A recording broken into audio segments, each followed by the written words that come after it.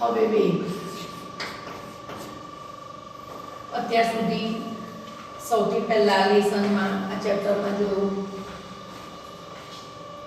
ગતિ એ સાપેક્ષ રાશિ છે, સંદર્ભ બિંદુ, ત્યાર પછી અંતર, સ્થાનાંતર,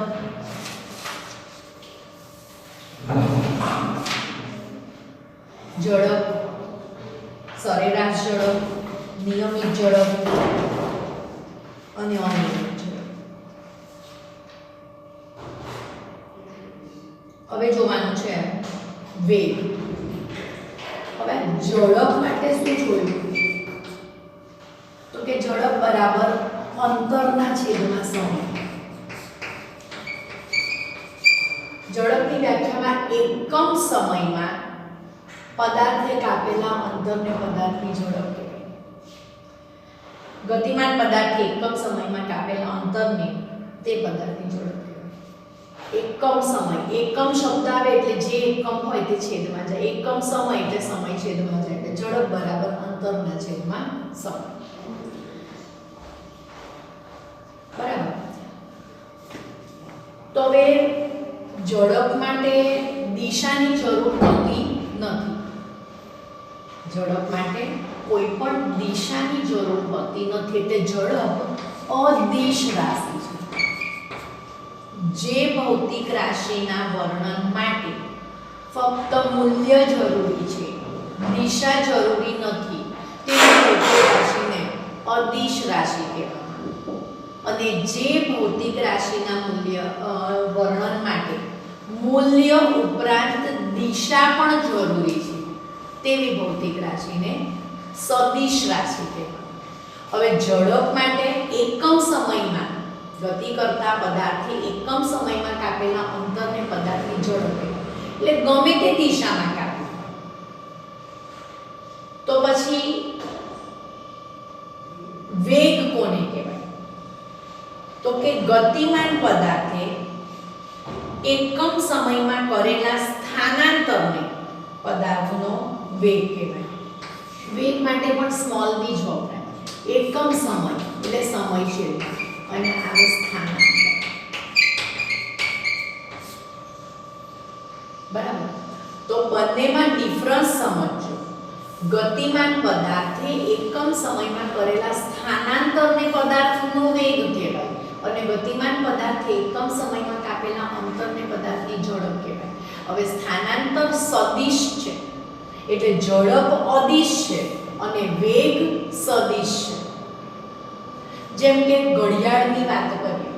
ઘડિયાળમાં જે સેકન્ડ કાંટો છે, ઘડિયાળમાં સેકન્ડ કાંટો દર સેકન્ડે અથવા તો પહેલી 5 સેકન્ડમાં જેટલું અંતર કાપે, બીજી 5 સેકન્ડમાં પણ તેટલું જ અંતર કાપે, ત્રીજી 5 સેકન્ડમાં પણ તેટલું જ અંતર કાપે. પણ સતત તેની દિશા બદલાય છે એટલે નિયમિત ઝડપે ગતિ કરે છે એમ કહેવાય, પણ દિશા બદલાતો હોવાથી તેનો વેગ બદલાઈ જાય છે. બરાબર. જેમ કે આ એક લખોટી છે, સમજો કે આ એક કોઈ બ્લોક કે કશું છે. આ દિશામાંથી અહીંયાથી તે અહીંયા ગતિ કરે, એક જ દિશામાં ગતિ કરે છે. બરાબર. તો તે એક સરખી ઝડપ કહેવાય. પણ અહીંયા ગતિ કરે છે, હું અહીંયા ટકોરો આ જ દિશામાં મારું તો અહીંયા જશે, પણ ટકોરો બીજી દિશામાં મારી દો તો એ અહીંયા જશે. તો એનો વેગ શું થશે? બદલાયેલો કહેવાશે. બરાબર. તો ઝડપ શોધતી વખતે ગતિમાન પદાર્થની ગતિની દિશા ધ્યાનમાં લેવામાં આવતી નથી. ઝડપમાં દિશા ધ્યાનમાં નથી લેવામાં આવતી કારણ કે ઝડપ અદિશ રાશિ છે.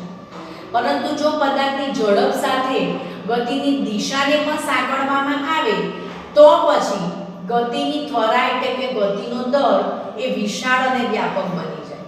અને આવા સંદર્ભમાં આવા જે સિચ્યુએશન છે એમાં વેગ રાશિ વ્યાખ્યાયિત કરવામાં આવે છે. બરાબર. તો વેગ બરાબર સ્થાનાંતરના છેદમાં સમય. સ્થાનાંતરનો એકમ પણ મીટર છે અને સમયનો એકમ સેકન્ડ છે. એટલે જે ઝડપનો એકમ છે મીટર પર સેકન્ડ, એ જ વેગનો એકમ છે મીટર પર સેકન્ડ. હવે આવે સરેરાશ વેગ.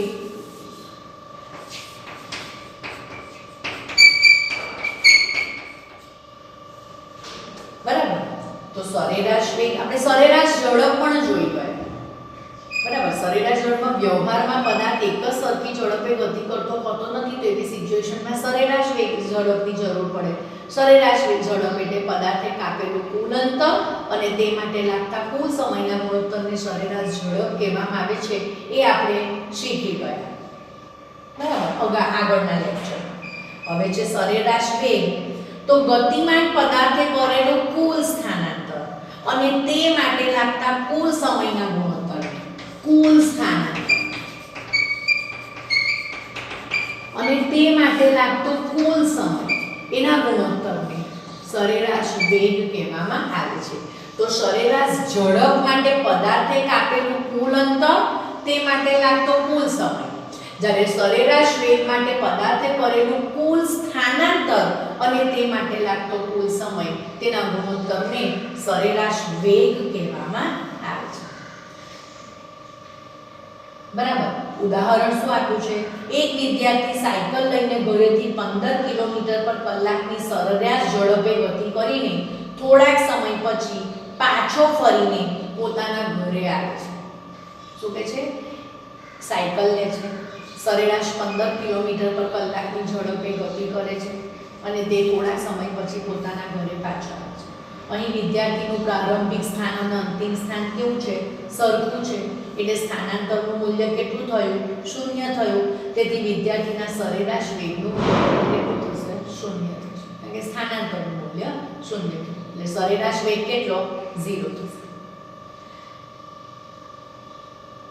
હવે છે પદાર્થની ગતિના દરનું મૂલ્ય. પદાર્થની ગતિ એનો દર એટલે ઝડપ હોય અથવા તો વેગ હોય, એનું મૂલ્ય કેવા સંજોગોમાં સરેરાશ વેગના મૂલ્યના પદમાં શોધવામાં આવે છે?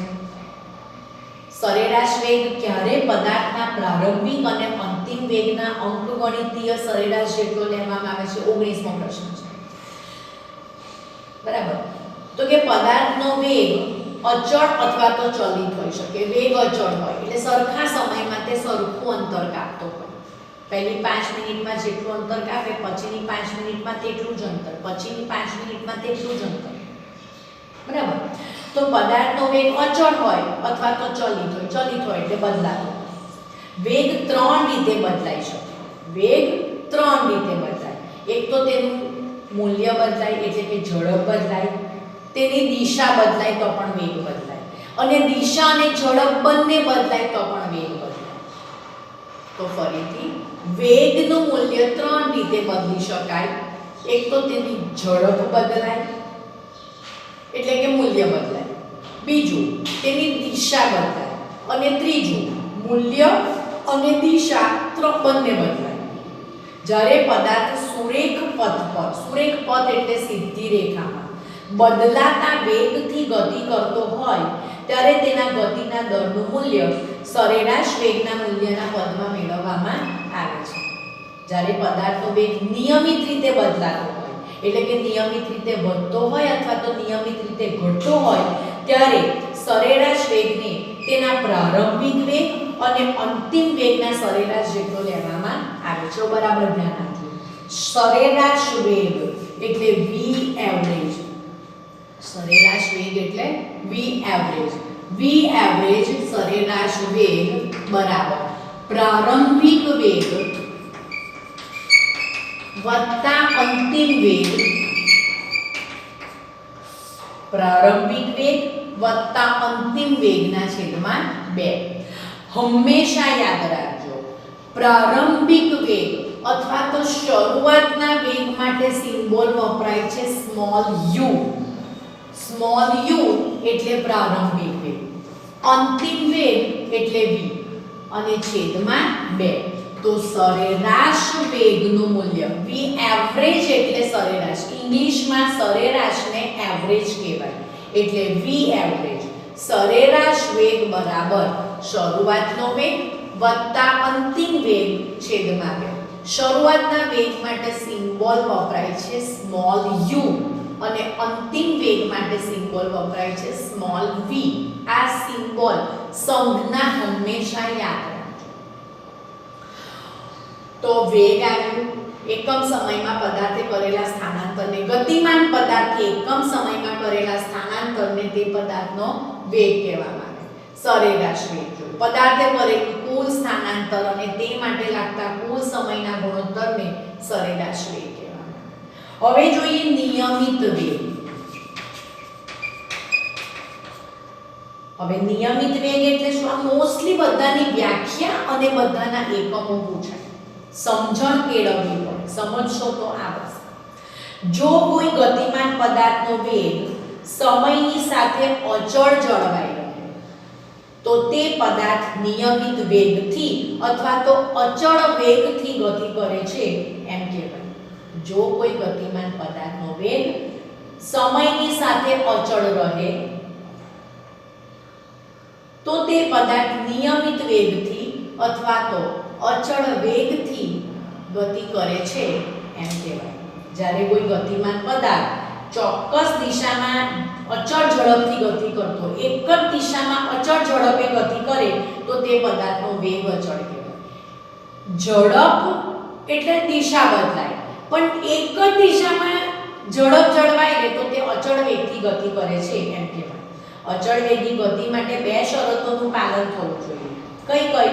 તો કે પદાર્થ અચળ ઝડપે ગતિ કરતો હોવો જોઈએ અને બીજું પદાર્થના વેગની દિશા બદલાતી હોવી જોઈએ નહીં. એક સરખી ઝડપ અચળ ઝડપે ગતિ કરતો હોવો જોઈએ અને તેની દિશા બદલાવી જોઈએ નહીં. બરાબર. હવે છે તો ટૂંકમાં ઝડપ આગળના લેક્ચરમાં જોયું. વેગ, સરેરાશ વેગ અને નિયમિત વેગ. બરાબર. ગતિમાન પદાર્થનો સમય સાથે વેગ અચળ રહેતો હોય એટલે કે બદલાતો ન હોય તો તે પદાર્થ નિયમિત વેગથી અથવા તો અચળ વેગથી ગતિ કરે છે એમ કહેવાય. હવે ઝડપ અને વેગ વચ્ચે શું ડિફરન્સ છે? તફાવત શું છે? તો કે પદાર્થે એકમ સમયમાં કાપેલા અંતરને પદાર્થની ઝડપ કહેવાય અને પદાર્થે એકમ સમયમાં કરેલા સ્થાનાંતરને પદાર્થનો વેગ કહેવાય. ઝડપ એટલે પદાર્થે કાપેલું અંતર છેદમાં તે માટે લાગતો સમય. વેગ એટલે પદાર્થે કરેલું સ્થાનાંતર અને તે માટે લાગતો સમય. ઝડપ ધન હોઈ શકે અથવા શૂન્ય હોઈ શકે, પરંતુ ઝડપ ઋણ હોઈ શકે, વધતી હોય ઝડપ, ધન હોઈ શકે. ઝડપ શૂન્ય હોઈ શકે, પદાર્થ સ્થિર હોય તો તેની ઝડપ શૂન્ય કહેવાય. જ્યારે વેગ ધન પણ હોઈ શકે, શૂન્ય પણ હોઈ શકે અને ઋણ પણ હોઈ શકે. બરાબર. કારણ કે સમજો કે શરૂઆતનો વેગ વધારે છે, પછી પદાર્થનો વેગ ઓછો થયો તો સ્થાનાંતર એટલે અંતિમ વેગમાંથી અથવા અંતિમમાંથી શરૂઆતનું બાદ કરવાનું. તો કઈ રીતે? એટલે ઋણ હોઈ શકે. ટૂંકમાં ઝડપ ધન હોય અથવા શૂન્ય હોય, ઋણ નહીં. જ્યારે વેગ ધન પણ હોઈ શકે, ઋણ પણ હોઈ શકે અને શૂન્ય પણ હોઈ શકે. ઝડપ અદિશ છે જ્યારે વેગ સદિશ છે.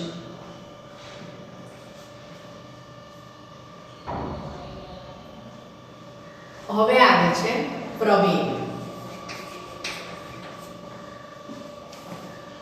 કે પ્રવેગ કોને કહેવાય? તો કે એકમ સમયમાં એટલે સમય, એકમ સમયના ગતિમાન પદાર્થના વેગમાં થતા ફેરફાર, વેગમાં ફેરફાર થતો એટલે વધારો થતો હોય અથવા તો ઘટાડો થતો, તે વેગમાં ફેરફાર જે થાય એને પ્રવેગ કહેવામાં આવે છે.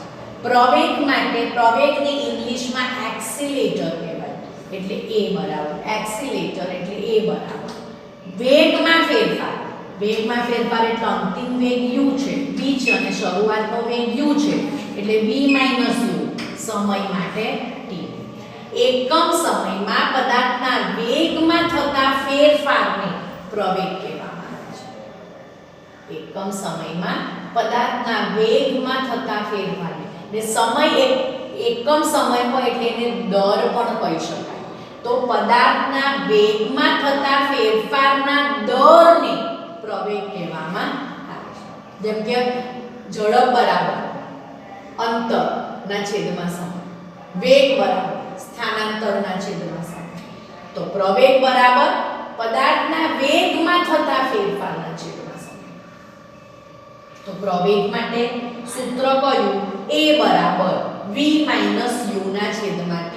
a એટલે પ્રવેગ, v એટલે અંતિમ વેગ, u એટલે શરૂઆતનો વેગ અને t એટલે સમય. તો પછી એનો એકમ કયો? તો કે આ તો વેગ છે, વેગનો એકમ મીટર પર સેકન્ડ અને આ બીજું સેકન્ડ માટેનો આ t સમય સેકન્ડ અને આ પણ સેકન્ડ. એટલે પ્રવેગનો એકમ મીટર પર સેકન્ડ સ્ક્વેર અથવા તો ms-2. ફરી પ્રવેગનો એકમ મીટર પર સેકન્ડ સ્ક્વેર, મીટર પર સેકન્ડ સ્ક્વેર. કેવી રીતે?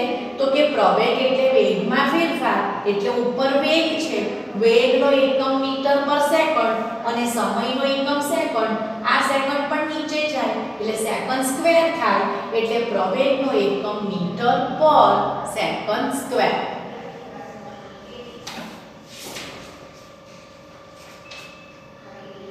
બરાબર.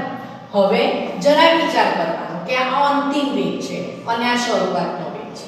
જો અંતિમ વેગ ઓછો હોય તો v કોના કરતા અંતિમ વેગ ઓછો છે શરૂઆતના વેગ કરતા, એટલે v ઓછું છે અને શરૂઆતનો વેગ વધારે છે. તો ઓછામાંથી વધારે બાદ કરીશું તો પ્રવેગ કેવો આવશે? માઈનસ આવશે. પણ શરૂઆતનો વેગ ઓછો છે એટલે u ઓછો છે અને અંતિમ વેગ વધારે છે. બરાબર.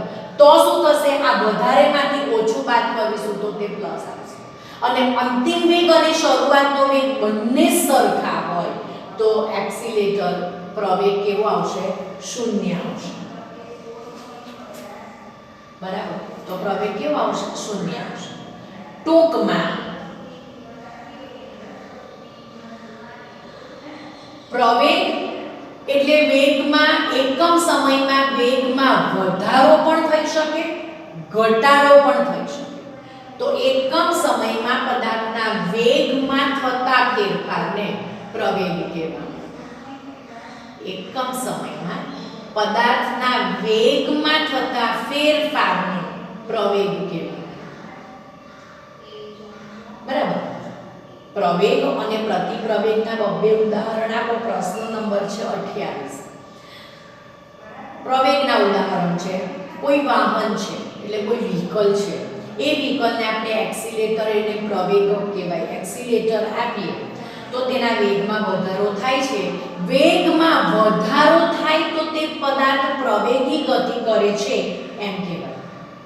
અમુક ઊંચાઈએથી મુક્ત પતન પામે. મુક્ત પતન એટલે ધારો કે આ ચોક છે, આ ચોકને હું છોડું છું. અત્યારે હું આ અહીંયા ટેડી છે, સ્થિર છે, એને હું છોડું છું એટલે શું થશે? તે નીચે પડશે. નીચે પડ્યું એટલે પૃથ્વીનું ગુરુત્વાકર્ષણ બળ લાગ્યું.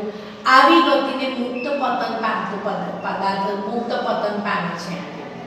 બરાબર.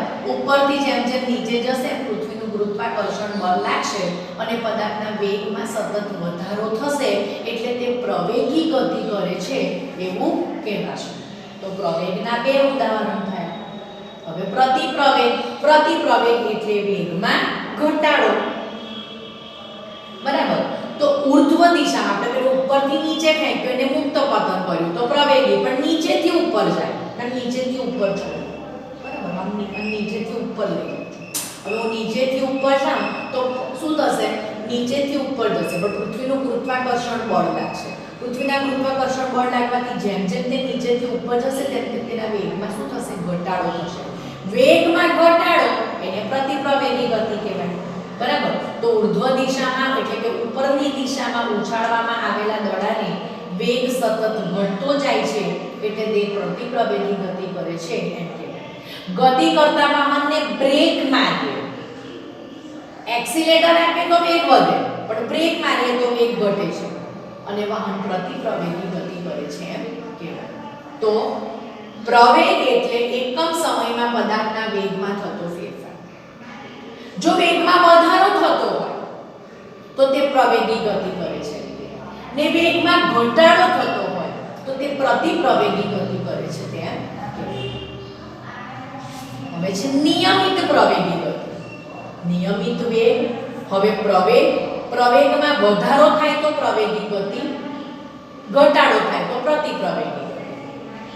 હવે નિયમિત પ્રવેગી ગતિ પદાર્થ સુરેખ પથ પર ગતિ કરતો હોય અને તેના વેગમાં એક સરખો વધારો થતો હોય, સમયના એક સરખા ગાળામાં, તો તે પદાર્થ નિયમિત પ્રવેગી અથવા તો અચળ પ્રવેગી ગતિ કરે છે તેમ કહેવાય. વેગ એક સરખો રહેતો હોય તો અચળ વેગી ગતિ, પણ વેગમાં વધારો એક સરખો રહેતો હોય એટલે સમજો કે પહેલી 5 મિનિટ છે, એ પહેલી 5 મિનિટમાં તેનો વેગ 5 છે કિલોમીટર પર સેકન્ડ, બરાબર. પછીની 5 મિનિટમાં 10 કિલોમીટર, પછીની 5 મિનિટમાં 15, બરાબર. તો શું થયું? સતત શું થાય છે? વધારો થાય છે. તો કહેવાનો મતલબ શું છે કે જો પદાર્થ સુરેખ પથ પર ગતિ કરતો હોય અને તેના વેગમાં એક સરખો વધારો એક સરખા સમયગાળામાં થતો હોય તો તે પદાર્થ નિયમિત પ્રવેગી અથવા તો અચળ પ્રવેગી ગતિ કરે છે એમ કહેવાય. મુક્ત પતન પામતા પદાર્થની ગતિ, ઉદાહરણ, એ અચળ પ્રવેગી ગતિ. અને નિયમિત પ્રતિપ્રવેગી ગતિ કોને કહેવાય? તો કે પદાર્થ સુરેખ પથ પર ગતિ કરતો હોય અને તેના વેગમાં એક સરખો ઘટાડો થતો હોય સમયના એક સરખા ગાળામાં, તો તે પદાર્થ નિયમિત પ્રતિપ્રવેગી અથવા તો અચળ પ્રતિપ્રવેગી ગતિ કરે છે એમ કહેવાય. ઉર્ધ્વ દિશામાં ઉછાળવામાં આવેલા પદાર્થની ગતિ. તો નિયમિત પ્રવેગી ગતિ અને નિયમિત પ્રતિપ્રવેગી ગતિ એ પણ. અનિયમિત પ્રવેગી ગતિ, પ્રશ્ન નંબર 31 છે. અનિયમિત પ્રવેગી ગતિ કોઈ પદાર્થના વેગનો ફેરફારનો દર એટલે એકમ સમયમાં પદાર્થના વેગમાનમાં ફેરફાર અનિયમિત હોય તો તે પદાર્થ અનિયમિત પ્રવેગી ગતિ કરે છે એમ કહેવાય. ટ્રાફિક વાળા રસ્તા પર વાહનની ગતિ અનિયમિત પ્રવેગી ગતિ છે, બરાબર. તો અનિયમિત પ્રવેગી ગતિ એટલે કોઈ પદાર્થના વેગમાં ફેરફારનો દર એટલે કે એકમ સમયમાં પદાર્થના વેગમાં જે ફેરફાર થાય છે તેનો તે અનિયમિત હોય તો તે અનિયમિત પ્રવેગી ગતિ કરે છે તેમ કહેવાય.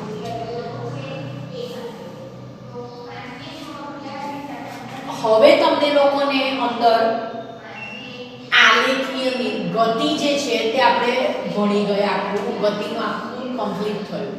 હવે આખી આ ગતિ પછી ઝડપ, વેગ કે આ બધું જેટલું પણ અત્યાર સુધીનું આ લેસન ચાલ્યું, ચેપ્ટર ચાલ્યું, એ બધાનું આલેખ દ્વારા ભણવાનું છે.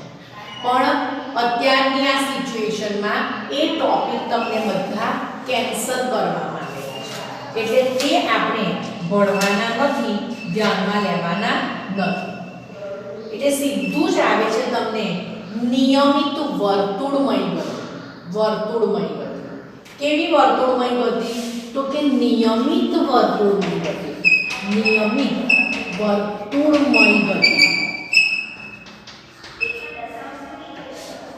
હવે નિયમિત વર્તુળમય ગતિ એટલે શું?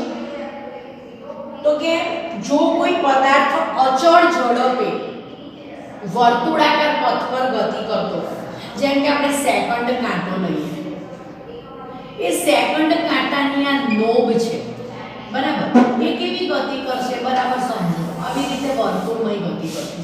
એટલે સેકન્ડ કાંટાનો આ જે નોબ છે તે આમ સતત ગતિ નિયમિત છે. પાછું નિયમિત એટલે પહેલી 5 સેકન્ડમાં આટલું અંતર કાપે છે તો બીજી 5 સેકન્ડમાં આટલું અંતર, ત્રીજી 5 સેકન્ડમાં પણ તેટલું જ અંતર કાપશે, બરાબર. તો જો કોઈ પદાર્થ અચળ ઝડપે વર્તુળાકાર પથ પર ગતિ કરતો હોય તો તે નિયમિત વર્તુળમય ગતિ કરે છે એમ કહેવાય. ઘડિયાળના સેકન્ડ કાંટાનો છેડો, આ સેકન્ડ કાંટો આખો હોય તેનો છેડો આ જે ગતિ કરે એને વર્તુળમય ગતિ કહેવાય. તો સેકન્ડ કાંટાનો છેડો ઘડિયાળના ડાયલ પર નિશ્ચિત સમયમાં વર્તુળ ગતિ કરતો હોય છે, તેથી તેની ગતિ નિયમિત વર્તુળ ગતિ કહેવામાં આવે છે. ચંદ્ર પૃથ્વીનો ઉપગ્રહ છે. ચંદ્ર શું છે? પૃથ્વીનો ઉપગ્રહ છે. ચંદ્ર પૃથ્વીની આસપાસ નિશ્ચિત સમયમાં વર્તુળમય ગતિ કરે છે, તેથી તેની ગતિ પણ નિયમિત વર્તુળમય ગતિ કહેવામાં આવે છે. બરાબર. હવે નિયમિત વર્તુળમય ગતિ કરતો હોય પદાર્થ, તો એ નિયમિત વર્તુળમય ગતિ કરતા પદાર્થ માટેનું આપણે સૂત્ર મેળવવાનું છે. શું કહું છે કે પ્રશ્ન નંબર અત્યારે જે ભણ્યો તે પ્રશ્ન નંબર 62 છે. બરાબર. એટલે જે પ્રશ્નો ભણવાના આવતા હતા એ ભણવામાં આવતા હતા એ આપણે જોયા છે લાસ્ટ 32 પછી ડાયરેક્ટ આવે છે પ્રશ્ન 62. એની આગળ જે 57 થી દાખલા છે એ દાખલા તમને પછી શીખવવામાં આવશે. અત્યારે છે 63મો પ્રશ્ન કે જ્યારે આ ત્રિજ્યાવાળા વર્તુળાકાર માર્ગ પર, આ એક વર્તુળ છે, આ વર્તુળાકાર માર્ગ પર પદાર્થ ગતિ કરી રહ્યો છે. આ વર્તુળની આ ત્રિજ્યા છે આ ત્રિજ્યાવાળા વર્તુળ માર્ગ પર નિયમિત વર્તુળ ગતિ કરતા પદાર્થની રેખીય ઝડપનું સૂત્ર મેળવવા. રેખીય ઝડપ એટલે સીધી આ જે આના ઉપર છે તેની ઝડપનું સૂત્ર મેળવવું. તો કે જ્યારે નિયમિત વર્તુળમય ગતિ કરતો પદાર્થ t સમયમાં વર્તુળાકાર પથ પર એટલે કે r ત્રિજ્યા પર એક ચક્ર પૂર્ણ કરે ત્યારે t સમયમાં તે વર્તુળાકાર પથની લંબાઈ જેટલું એટલે કે વર્તુળના પરિઘ અહીંયાથી શરૂ કરે. એક ચક્ર પૂર્ણ કરે એટલે અહીંયાથી પાછું તે શું કરે? અહીંયા પહોંચે. આ જે છે એને વર્તુળનો પરિઘ કહેવાય. બરાબર. એટલે તે પરિઘ જેટલું અંતર કાપે તો રેખીય ઝડપ બરાબર શું થશે? કાપેલું અંતર છેદમાં તે માટે લાગતો સમય. અંતર કેટલું કાપ્યું? તો કે પરિઘનું સૂત્ર છે 2πr. ને આવી રીતે પણ લખી શકાય. છેદમાં તે માટે લાગતો સમય એટલે t. બરાબર. તો નિયમિત જ્યારે આ ત્રિજ્યાવાળા માર્ગ પર નિયમિત વર્તુળમય ગતિ કરતા પદાર્થની રેખીય ઝડપનું સૂત્ર, તો પદાર્થે આ વર્તુળાકાર પથ પર એક ચક્કર પૂર્ણ કરવા માટે જેટલું અંતર કાપ્યું હોય તે. હવે એક ચક્કર પૂર્ણ કરવા માટે જે અંતર કાપે તેને આપણે વર્તુળનો પરિઘ કહીએ. એટલે કાપેલું અંતર છેદમાં તે માટે લાગતો સમય, તો પરિઘ એટલે કેટલું અંતર કાપ્યું? પરિઘ જેટલું 2πr જેટલું અંતર કાપ્યું તે માટે લાગતો સમય છે t. બરાબર. તો આ થયું પ્રશ્ન નંબર 68. પછી અંતર આપ્યું છે પણ એને સમજવાનું, તમારે ખાલી સમજવાનું એટલું છે કે સતત એક સરખી અચળ ઝડપ છે પણ વેગ સતત તેનો શું છે? બદલાય છે. કેમ? તો કે દિશા સતત બદલાય છે. તો આ થયું નિયમિત વર્તુળાકાર માર્ગ એટલે પ્રશ્ન નંબર 63. અને આની સાથે દાખલા સિવાય પાછળ દાખલા છે પણ આ ચેપ્ટર સમજો તો જ આ દાખલાને તમે સમજી શકશો. એટલે દાખલા 2-3 ચેપ્ટરના 2 ચેપ્ટરના એક સાથે જો હશે તો લઈ લઈશું, તમારું પૂરું થાય છે. આખો જે આલેખનો પોર્શન છે એ તમારો કેન્સલ છે, તમારા કોર્સમાં નથી લેવામાં આવ્યો એટલે તે આપણે ભણવાનો નથી, પણ એના રિલેટેડ જે સૂત્ર છે એ પછી જોઈ લઈશું.